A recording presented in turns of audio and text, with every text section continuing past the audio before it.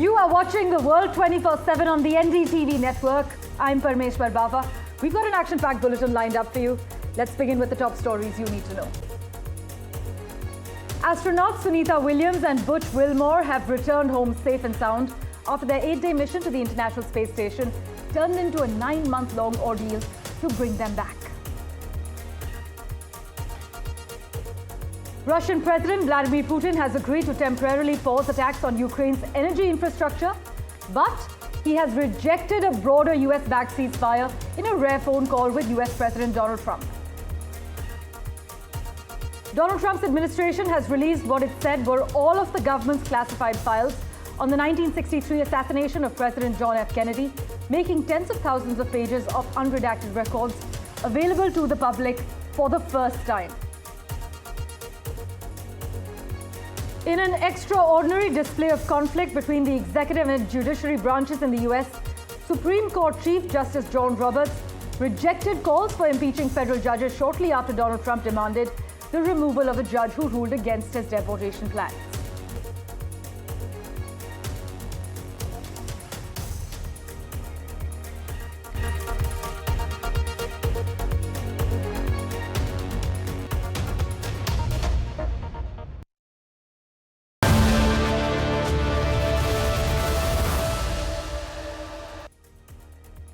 A big focus. Astronauts Sunita Williams and Butch Wilmore have returned home after their 8-day mission to the International Space Station turned into a 9-month-long stay.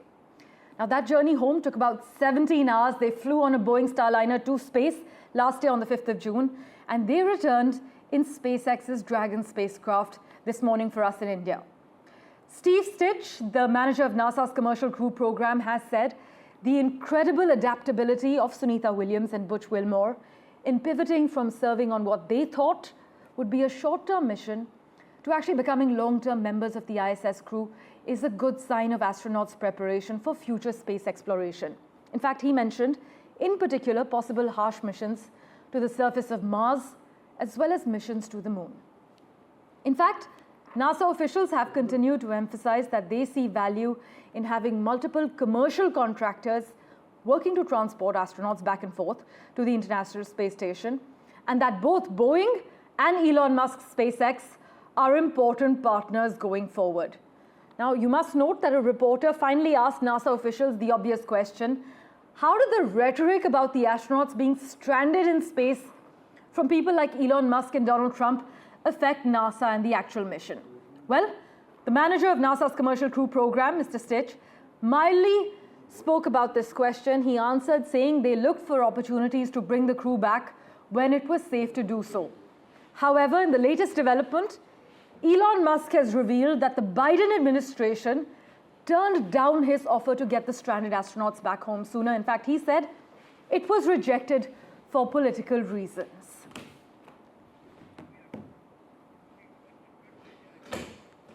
Butch and Sunny spent 286 days in space, and they got to see 8 different visiting vehicles coming and going from the ISS. We stay really busy as we talk about all these vehicles coming and going from the station. Nick and Butch each conducted 1 spacewalk, and Sunny conducted 2. That actually gave Sunny the record for most time on spacewalks by a woman, and puts her 4th overall in terms of time outside doing spacewalks. When they were operating in space and doing operations inside the various modules, their muscles weren't working as hard, their heart wasn't working as hard, and so there's a muscular and cardiovascular kind of reconditioning that has to happen, and so that's what's happening now. And then, there's a little bit of response coming back to 1G. In space, I could let this pin, release this pin, and it's going to stay right where it is. And in 1G, if I release the pin, it falls. And so there's a little bit of that the crew has to get back and learn the skills back here on Earth again. So. In fact, Sunita Williams' family actually spoke to NDTV earlier today. In fact, her sister-in-law said that she was happy that she has returned to Earth safely. She further added that that moment was surreal. Here's what Falguni Pandya told NDTV earlier today. It was full of anticipation. First of all, I want to thank all of you for following Sunny's journey and giving her love, blessings. All the viewers, thank you for keeping her in your mind and your hearts and your prayers. I think prayers work, and we are very happy all the 4 astronauts are back on Earth safe with us. That moment was surreal. I think that's the only explanation I can give. And also, there is, I personally felt a sense of gratitude to Bhagwanji, the universe, that everything went well. I am right now at the temple. I did not want to miss coming to the temple. It's night here. So before temple close, I came here. I am with the priest here as well. She will be reuniting with her husband, her mother, her sister. I think gradually she will be exposed to more people. There is a semi-quarantine situation, so slowly and slowly she will be exposed to the rest of the world. I am sure at the right time we will all celebrate together. We are also planning on going on vacations together. There will be a lot of family time coming up. And she's going to be the glue that's going to bring the family together also. Just give us a reason, all of us to be at the same place at the same time. We don't have exact dates, but she's definitely going to come to India soon. I hope this year.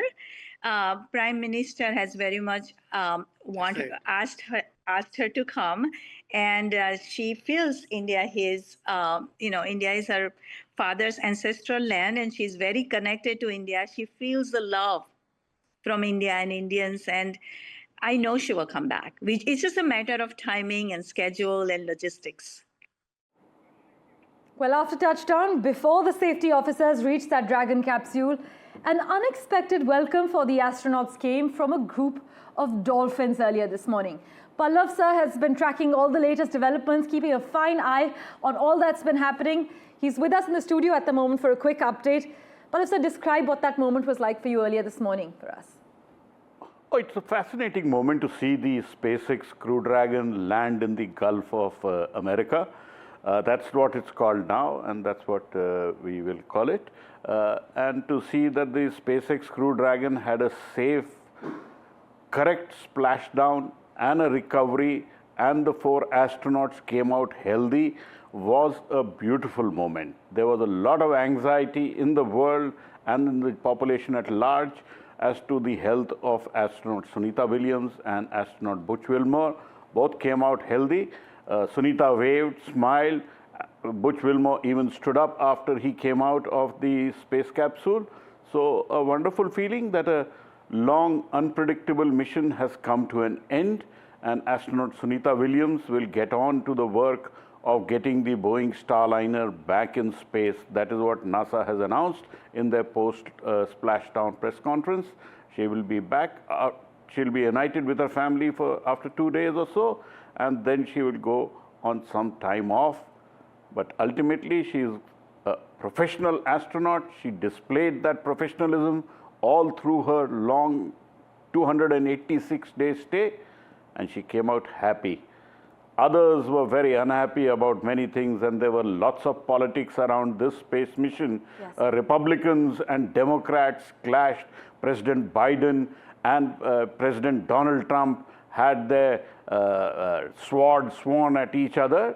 But NASA and the astronauts went about their job like normal professionals. Absolutely. And they did a great job. As always, Pallav sir, thank you so much for joining us with the latest updates. We also have with us, live from New Mexico at the moment, space communicator Alice. Alice, as always, thanks so much for making time for us. Alice, for our viewers here in India, tell us what key lessons do you think NASA will take away from Sunita Williams' mission, especially in terms of mission planning, astronaut health, also spacecraft reliability, and how might these lessons influence future space missions? A really great question. You know, every single mission that goes to space goes through a whole series of planned events and unplanned events. And really, when it comes to approaching any kind of mission, you have to make sure you plan for every eventuality. Right. Obviously, the Boeing Starliner mission didn't quite go the way that was expected. It did return here to New Mexico in the summer, and it was an actual perfect flight. So it's hopeful that when Sunita and Butch come back, they're able to pass on the information from what they've learned from being on the Starliner craft and see if we can develop it further and get that mission back into plan to hopefully get another flight back up to the ISS. As you mentioned earlier, NASA is very keen to not only have SpaceX as just the one operator to take astronauts from the US to the space station. They want to make sure there are options. And so it's really key for them to really make sure that we are getting a second flight from Starliner in the future. And in terms of when it comes to health, there are a lot of things that we can learn every time an astronaut goes to space, whether it's for a short period of time or a prolonged period of time. Obviously, Sunny and Butch managed to stay much longer than they were expected. There's a lot of lessons that can be learned from this. We're expecting in the next few hours to find out a little bit about their medical conditions. All right. Hopefully, they're in very good states and they're able to go to Houston very soon. And Alice, given the political as well as the financial implications of the Trump administration's decisions regarding NASA and the space program, what do you think the future holds for NASA's missions and funding? That's also a very good question. And a lot of it is that we don't know right now. We're in a lot of a hold sort of situation. NASA is going through a bit of a reduction, a reduce in workforce. We're not sure what the outcome of that will be. Certainly when Jared Isaacman becomes the NASA administrator as expected, he's the nominee currently under the new administration, I think we'll start to get more information about where the future for NASA will be. Obviously, we're very much looking to commercial companies over the US Space Agency to provide a lot of logistics, to provide a lot more when it comes to support for things like exploration to the moon and beyond to Mars as well. So I do think we're going to see a very different space industry in the coming years. It's already changed significantly in the last decade. I think it's going to go even further in the next 10 years. Alice, thanks so much. We will, of course, revert to you for regular updates and track all the progress. Thanks for joining us on NDTV. Welcome back. Russian President Vladimir Putin has agreed to temporarily pause attacks on Ukraine's energy infrastructure, but he's rejected a broader US-backed ceasefire in a rare phone call with the US President Donald Trump. In fact, the leaders said that they would begin negotiations on a maritime ceasefire in the Black Sea and a full truce, though Putin stressed several conditions that could pose hurdles in future peace talks, including calling for an end to Western military support for Ukraine. There's absolutely no indication Putin has dropped any of his maximalist goals. This is what experts are arguing. By the way, you must note that shortly after the call, Russian drones reportedly targeted Kyiv and other Ukrainian cities as well. For further clarity, we have with us on the broadcast Dr. Richard Benkin. As always, Dr. Benkin, thank you so much for making time for us. What does this temporary agreement actually suggest about the current state of the war? And also, what does it mean for Ukraine's energy resilience? Well, first of all, thank you for having me on. Second of all, let me answer your second question before I answer the first. Please. As far as Ukraine's resistance. Let's remember that conflicts end in one of two ways, either through one side imposing its will militarily on the other, or through a negotiated settlement. I don't think there's anyone who believes that Ukraine would be able to impose its military will on Russia, which means that this agreement will end in either a Russian military victory or a negotiated settlement. As far as where Ukraine sits, this is the best deal they're ever going to get, whatever they negotiate now.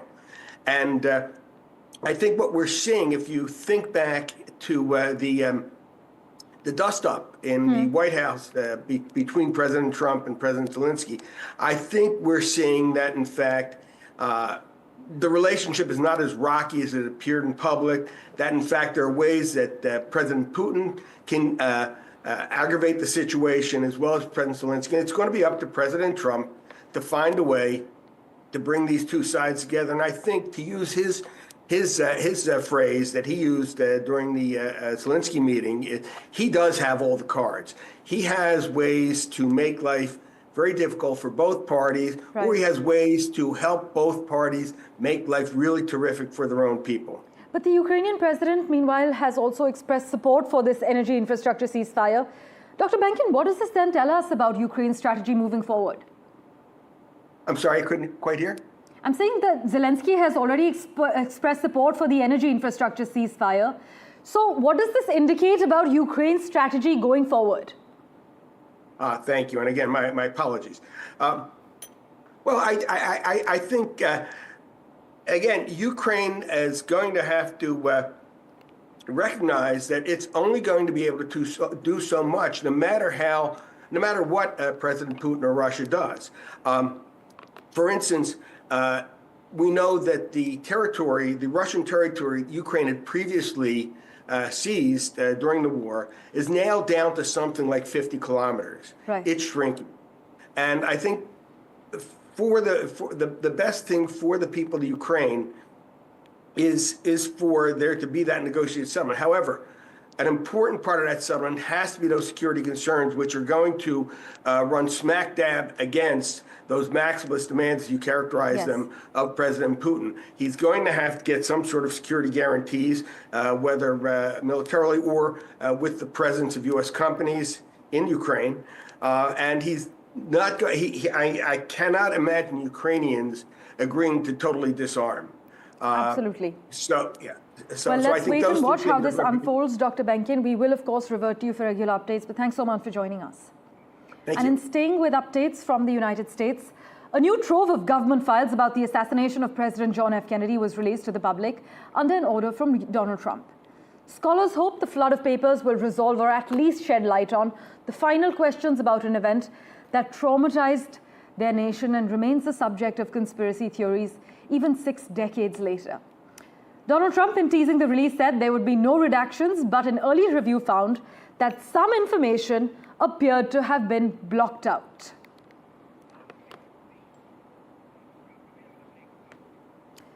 Thank you for investing your time and watching this edition of The World 24/7. As always, we'll keep tracking the finer developments for you. Do stay tuned.